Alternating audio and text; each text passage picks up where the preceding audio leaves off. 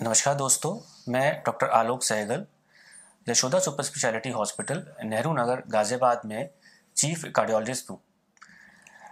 आज world heart day के अवसर पर मैं आप लोगों से हार्ट से रिलेटेड बीमारियों के बारे में कुछ जानकारी शेयर करना चाहता हूँ। वर्ल्ड हार्ट डे हर साल 29 सितंबर को मनाया जाता है।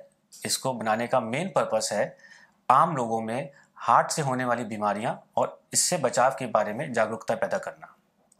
आप लोगों को जानकर हैरानी होगी कि हार्ट से रिलेटेड बीमारियां इस समय वर्ल्ड में नंबर 1 किलर हैं। मतलब हर वर्ष हार्ट से रिलेटेड बीमारियों से होने वाली डेथ कैंसर डेथ से भी ज़्यादा है। हार्ट की बीमारियों में सबसे प्रमुख है हार्ट अटैक, जिसका मेन कारण होता है हार्ट की नसों में कोलेस्ट्रॉल का जमना। कोलेस्ट्रॉल हमारे ब्लड में होता है और कुछ कारणों से ये हार्ट की व शरीर की अन्य नसों में चिपकना शुरू हो जाता है, जमना शुरू हो जाता है और ब्लॉकेज पैदा करता है। इसके जो प्रमुख कारण हैं उसमें है high blood pressure, diabetes, high cholesterol, obesity यानी मोटापा, स्मोकिंग और लैक ऑफ फिजिकल एक्टिविटी मतलब एक्सरसाइज वगैरह ना करना।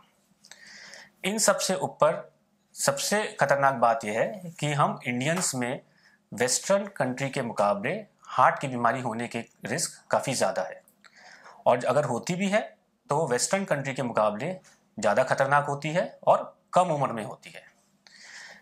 पिछले कुछ वर्षों में हमने देखा है हार्ट अटैक जो कि पहले 50 साल 60 साल की उम्र में आता था, अब 30 साल 40 साल की उम्र में काफ़ी कॉमन हो गया है। इसका मेन कारण है हमारा मेजर लाइफस्टाइल शिफ्ट, जिसकी वजह से आज जो यंग पॉपुलेशन है उसमें स्ट्रेस का लेवल बहुत ज़्यादा बढ़ गया है, जो कि एक तरीके से मेजर हार्ट अटैक का रिस्क है। दूसरा, प्रॉपर एक्सरसाइज ना करना, लैक ऑफ फिजिकल एक्टिविटी। हम अपने डे टू डे काम में इतना बिजी रहते हैं कि हम एक्सरसाइज करना, वॉकिंग करना सब भूल जाते हैं, जो कि हार्ट अटैक के लिए काफ़ी मेजर प्रीडिस्पोजिंग फैक्टर है। और स्मोकिंग, आजकल यंग पॉपुलेशन में स्मोकिंग का प्रचलन बहुत कॉमन हो गया है।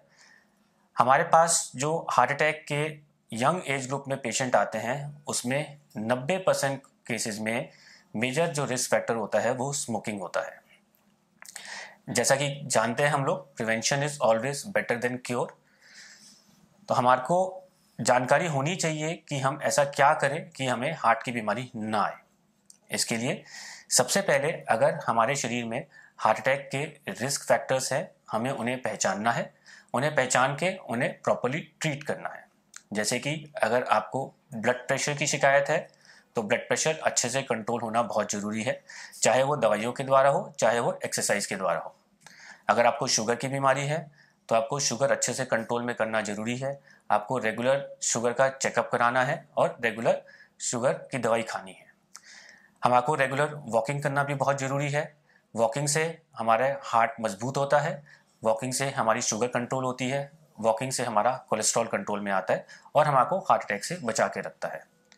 हमको रेगुलर अपना चेकअप कराना है, जिसमें कि शुगर का चेकअप, कोलेस्ट्रॉल का चेकअप, ब्लड प्रेशर का चेकअप और डॉक्टर की सलाह, ये सभी बहुत ज़रूरी है।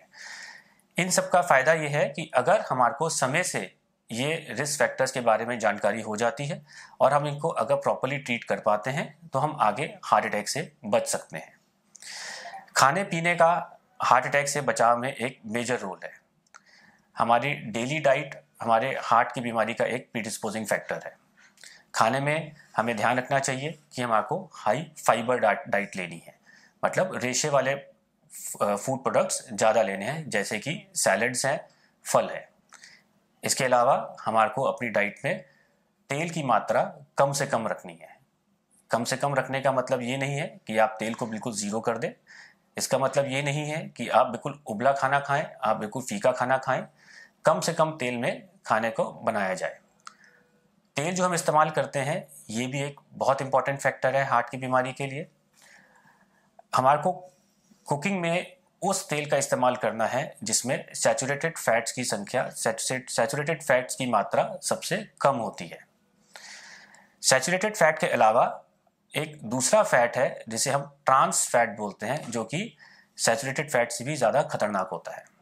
अगर आम भाषा में मैं बात करूं तो सैचुरेटेड फैट देसी घी में सबसे ज़्यादा होता है।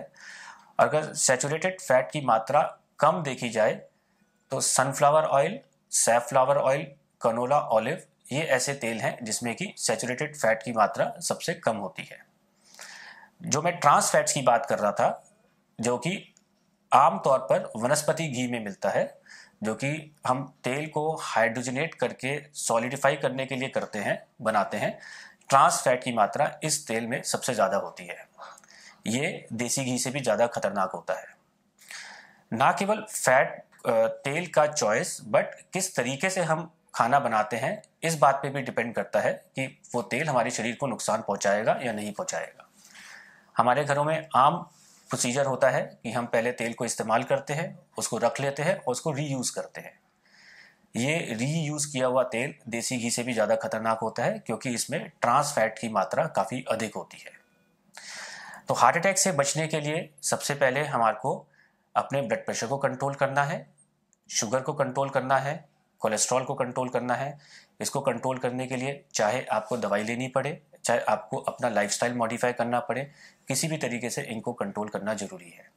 इसके अलावा आप चाहे योगा करें, चाहे आप मेडिटेशन करें, दिन में 30 मिनट पैदल चलना बहुत ज़रूरी है। अगर आप 30 से 40 मिनट डेली चल रहे हैं, 30 से 40 मिनट चलने में आपको छाती में दर्द नहीं आ रहा है, आपको सांस नहीं फूल रहा है, तो इसका मतलब आप हार्ट की तरफ से सुरक्षित हैं।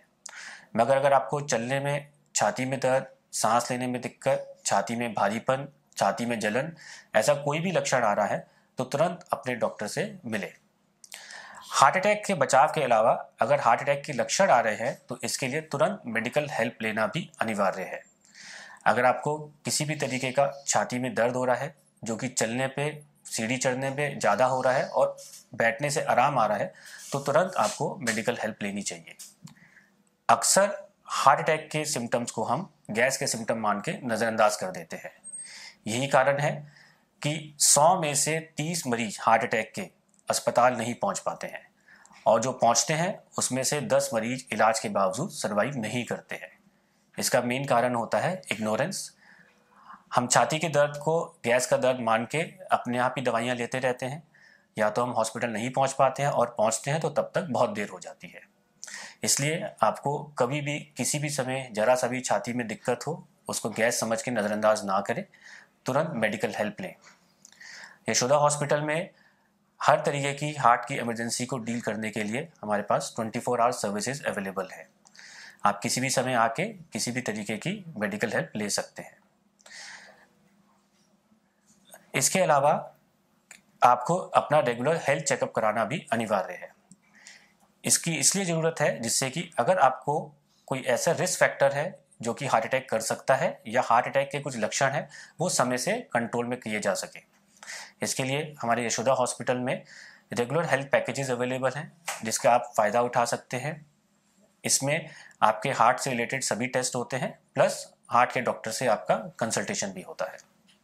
मैं आशा करता हूँ कि ये जानकारी आप लोगों को मदद करेगी। मैं आशा करता हूँ कि ये जानकारी आप लोगों को हार्ट की बीमारी से बचा के रखेगी।